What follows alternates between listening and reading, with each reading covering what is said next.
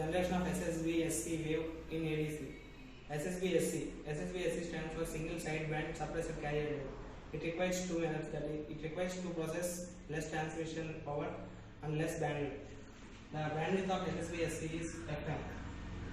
SSB-SC can be prepared in two methods, that is, one filter method or frequency discrimination method, two phase shift method or phase discrimination method is also known as Hartley method. Filter method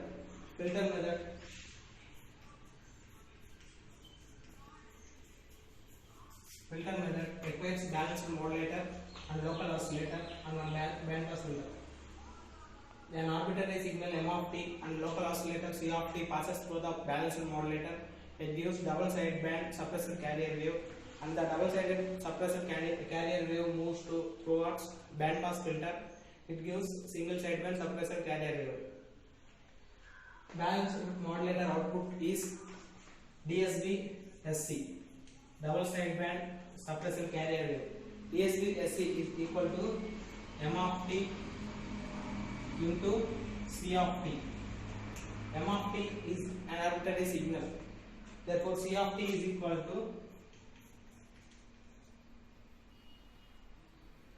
AC cos 2 pi FCT.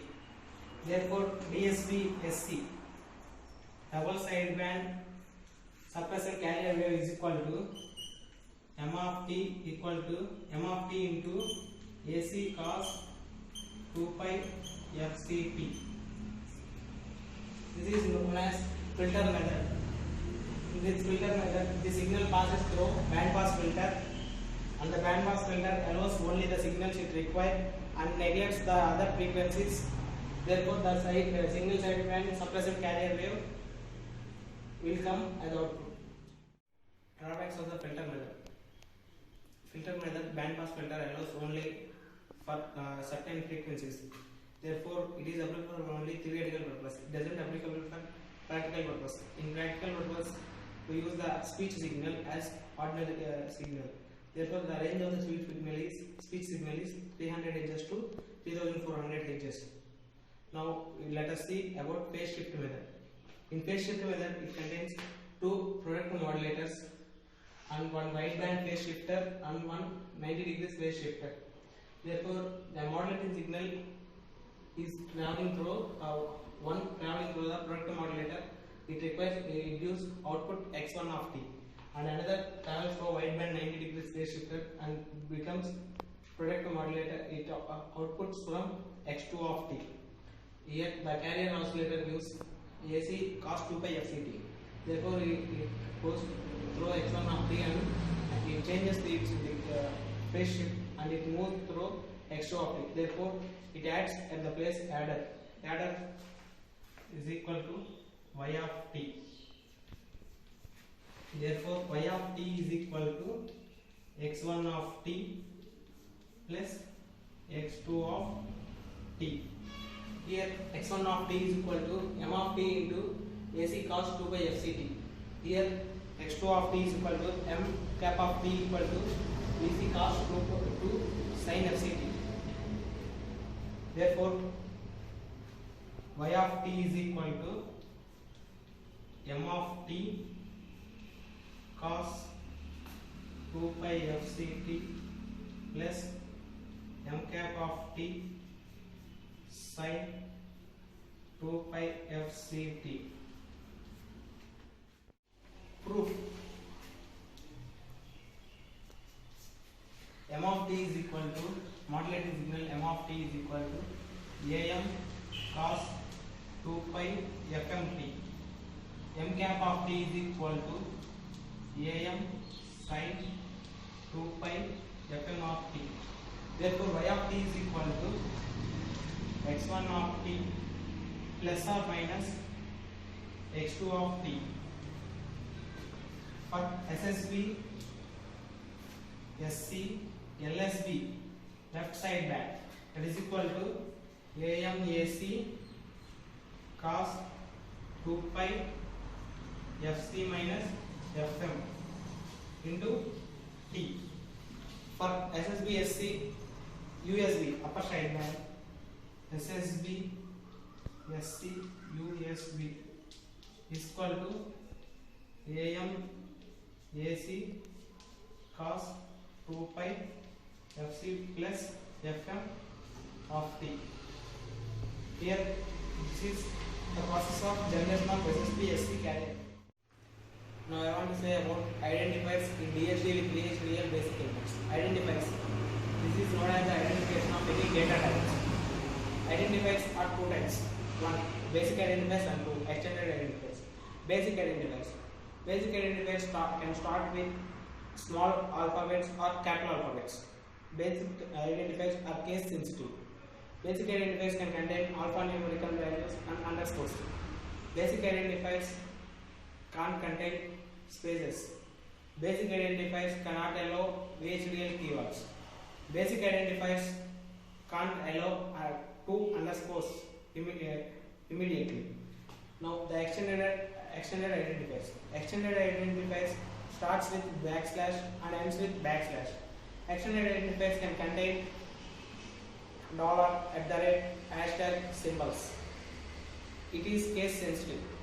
Extended identifiers can allow VHDL keywords as names. Now, data objects in VHDL basic English. Data objects. An object which can hold a value is known as the data object. Data object, example, constant count, variable count, etc. Data objects are divided into four types. 1. Constant. 2. Variable. 3. Signal and 4. Constant. It can hold only. It is a type of data object. It can hold only a single value at the particular time. It cannot change during the time of simulation. Example, integer. Next, variable. It can hold a different values at different times. It is declared in within a block, process, procedure, etc. Next, signal. It can hold a list of values which can change in the future, etc. Example, integers. File. It can open and read files, etc. Data types. Earlier we saw about the data objects. In VHDL, every data object holds a value, and the values are set of the values are discriminated in type declarations. Type declarations. There are four types: scalar type, composite type, access type, and file type. Scalar type. Scalar type, in the scalar type, the values are ordered. The scalar type contains four types: enumeration, integer, physical, and floating point. Enumeration. It contains identifiers with values and alphabets A to Z and 1, 2, 3 and so on. Integer. It contains integers. Physical. It contains quantities, that is like volume, length, etc. Floating point. It contains real numbers. Next, composite type. Composite type is also known as a collection of elements. Array is a collection of in composite it contains two types: array type and record type. Array, we know that array is a collection of elements. In array, it contains similar type of collection of elements, and record type. It contains any data type that with a group of elements. Access type. It access elements are settled in this access type. File. In data objects, in data type, the files are opened in the file type. Thank you. Hello everyone. Now I want to say about the signal flow graphs in control systems. Signal flow graphs. Signal flow graphs was developed by the S.J. Manson. It was alternated for the block diagrams. Signal flow graph is the relationship between the variables and the set of elements in the control system.